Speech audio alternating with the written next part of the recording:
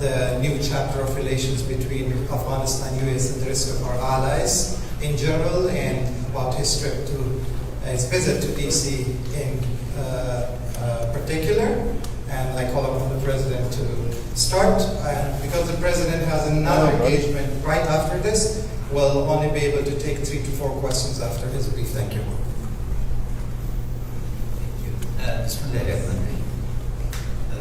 First of all, let me pay tribute to those Americans who paid the ultimate sacrifice in Afghanistan.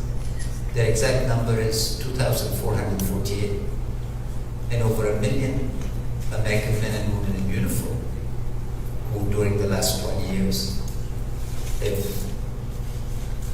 served to protect your security and our freedom. This has been a major partnership where the United States is not spared anything in blood or treasure. Second, President Biden's decision is a transformational decision that is going to have consequential results both for the people of Afghanistan, for the people of the United States in the region. We respect this decision. We are fully satisfied that this decision has been taken in the spirit in which it's offered, which is not abandonment of Afghanistan, but a new chapter in our relationship. This chapter is taking very concrete shape, and the discussions we've had have been very productive and should assure the people of Afghanistan and signal to those in the region who are hedging or betting that they should bet on the Islamic Republic, not on other forces. In terms of the internal processes, I'm very pleased to share that today the Afghan Defense and Security Forces have taken back a number of districts, both in the south and in the north, and are opening back the road between Pulkhumri and the Sanak Tunnel. For those of you who are prepared with details, the Afghan Defense and Security Forces have prioritized their actions and are fully prepared for the job that the Constitution of Afghanistan and the people of Afghanistan expect from them. Politically, I can assure you that we are united. In terms of analogies, this is like 1861 in the United States, when the then young Republic of the United States was under attack, and unity, determination, and ensuring that an exclusionary agenda was not allowed to prevail is the type of moment for us. The support for the Republic is intense, immense, and across the board. And I'd like to pay tribute to our all-volunteer security forces. You know, there's not a single conscript soldier, policeman or woman, or a member of the National Defense Group, Directorate of National Security. But it's a sign of patriotism that recruitment is up. There have been reverses, we acknowledge it, but the key now is stabilization and ensuring that the defense of the Republic is an all-sided. The Taliban and their backers should know that force is not the way to compel an Afghan to submission. We still call on them to have a ceasefire and to engage in a political process, because a political settlement is the ultimate mechanism of ending a war. As Lincoln said, the best way of treating an enemy is to turn him into a friend. I hope that they will see that compelling logic, but should they decide otherwise, they will face a ready nation. I'd be delighted to answer your questions. Mr. Omar. if you can make sure. Thank you. The first question, Joshua Replogle from CNN. I don't know. Joshua? Hi. Can you give him the mic, please?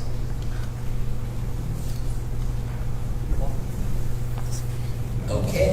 I didn't know my name was down, but what is the single greatest challenge right now? And did you make any progress or make any headway with your visit with the president? Second question first. Yes. The president clearly articulated that the U.S. Embassy in Afghanistan will continue its functioning. That support of over $3 billion for the Afghan security and defense forces has been requested. That the program of record in terms of delivery of certain material like helicopters will proceed on accelerated schedule in related aspects. He's also clear that NATO and European allies that want to work and support the Afghan security and defense forces will be encouraged to do so. On the humanitarian front, first, the president will ensure that the vaccine is delivered to the people of Afghanistan, and humanitarian assistance of $250 million has been requested. Also, additional resources for the support of the economy. The agenda of support for women and girls is particularly high. I'm equally very pleased with the support that the Congress has shown, both the Senate and the House. We had the honor of meeting majority and minority leaders in the Senate in a bipartisan, and Speaker Pelosi and Leader McCarthy. Both houses have expressed support. Our challenges are logistical. There are process-related issues, support for the Air Force, and continuation of the operation maintenance, and delivery of some of the material and others. We are very satisfied that the issues that we had raised once Secretary Blinken and Director Burns came to Afghanistan have been dealt with, and we expect progress rapidly and comprehensively. من شایسته سادات لامید امریکا رفتم. شایسته جان در طول کنمایندگی نمودات از لس نفر رقلی در طول کنمایندگی نشود. Thank you very much, Mr. President. It's great to see you. Yesterday, you met with the U.S. Senate Republican leader Mitch McConnell, and he hopes that President Biden will delay the withdrawal of U.S. troops from Afghanistan. Was that brought up during your today's meeting? No. The decision of the president has been taken on the basis of very significant national consultation and deliberation. This is a sovereign U.S. decision. We respect that decision. Our course is to manage the consequences and to ensure that the people of Afghanistan rise to the challenge.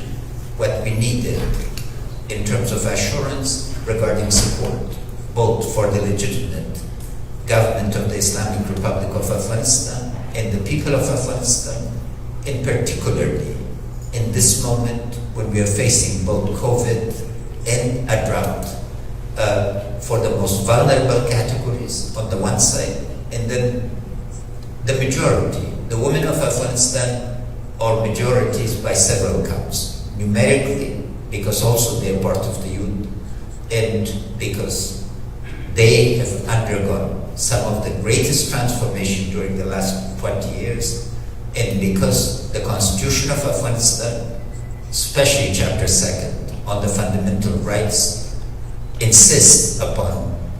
The greatest joy of my day is, this was prior to third wave of COVID is when a young group of girls come. These are girls between 8 and 12 usually, and when I ask how many of you want to become president, hence of 90% go up.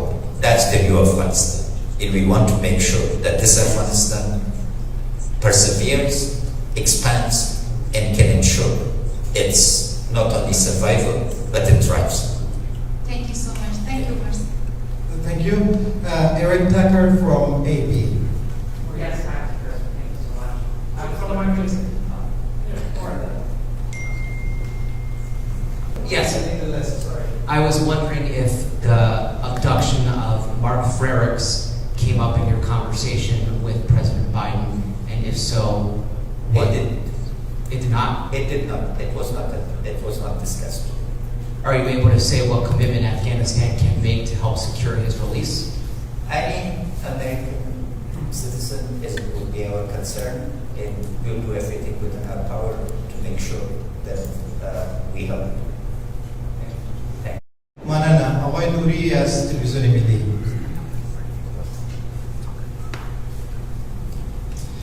ډېره مننه رئیس صاحب. تاسې د لوی دایستان د امریکا دفاع وزیر سره ولیدل. مشخصا د دوی ژمنې د افغان امنیتي او دفاعي ځواکونو د تامین او تجهیز په برخه کې څه وې، په ځانګړې توګه د هوایي ځواک په برخه کې، او د ولسمشر بایدن سره مو په ناسته کې د دواړو هېوادونو ترمنځ د نوي فصل په لړ کې مشخصا د ولسمشر بایدن ژمنې څه وې؟ مننه. Bismillahirrahmanirrahim. لومړی پیغام د افغانستان ستر ولس او د افغانستان پیاوړي امنیتي او دفاعي ځواکونو ته دا ده چې نن تاسو په سپینې ماڼۍ کې ټینګ ملاتړ او یو دوست لري. ما نه چې ولسمشر بایدن پوښتنه وکړه چې څه غواړي، ما ویلې د افغانستان ولس یو دوست په سپینې ماڼۍ کې غواړي، یو ملګری. ویلې دا ملګری لرئ، دې باندې اعتماد ولرئ، او زه په دې باندې باور لرم چې ولسمشر د امریکې خپلې ژمنې ته د افغانستان د ثبات او هوسایۍ دپاره به دوام ورکړي. مشخصه توګه 3.3 میلیارد ډالر د کانګرس د امریکې د محترم ولسمشر لخوا او د ادارې لخوا له کانګرس نه غوښتنه سوې، او کانګرس کې نن موږ ته ډاډ راکړل سو چې دې برخه کې به ګامونه اوچت ګامونه په زر توګه په بیړه اخیستل کېږي. دویم د محترم د دفاع وزیر ځینې ژمنې د تجهیزاتو په باره کې وې چې تفصیل ته ضرورت نشته، اما موږ ځواکو ته به دا ډېر خاص پیغام وي چې زر تر زره انشاءالله تعالی هغه ضرورت چې دوی د هوایي برخې کې لري به ترسره کړي. همدارنګه راتلونکي میاشتو کې تر څه بینالمللي قواوو ووځي، هغه قراردادیان چې د هوایي قواوو د تامین د حفظ و مراقبت په برخه کې مسئولیت درلوده، دې ته به دوام ورکړي. پس له هغه به تدابیر هم د مملکت منځ کې او باندې ونیوسي. د سمبولیک له نظر نه زښته ډېره مهمه ده چې ولسمشر بایدن بیا خاص زور په دې واچو چې د امریکې سفارت به په افغانستان کې دوام ورکوي او استازیتوب به کوي د هوایي اډې د امنیت دپاره له ترکانو سره او نورو ممالکو سره مشوره سوې، او انشاءالله تعالی زر به نتیجې ته رسېږي. اصلي خبره هم ساده ده.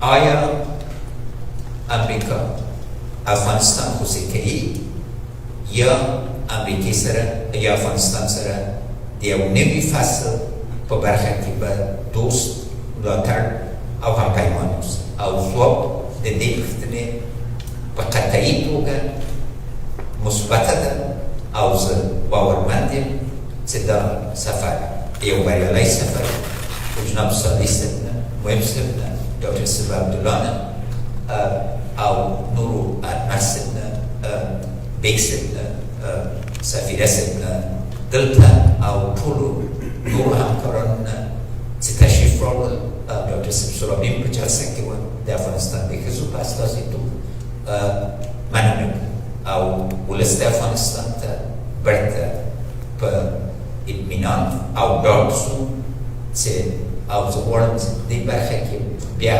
زموږ له امنیتي او دفاعي قواو نه خاصا مننه وکړم چې په هغو اقداماتو چې دې دوه ورځو کې خاصتا نن وکړل بیا زموږ ویاړ افتخار او عزت او اراده ټوله نړۍ ته څرګنده کړه. مننه. په خیر اوسئ.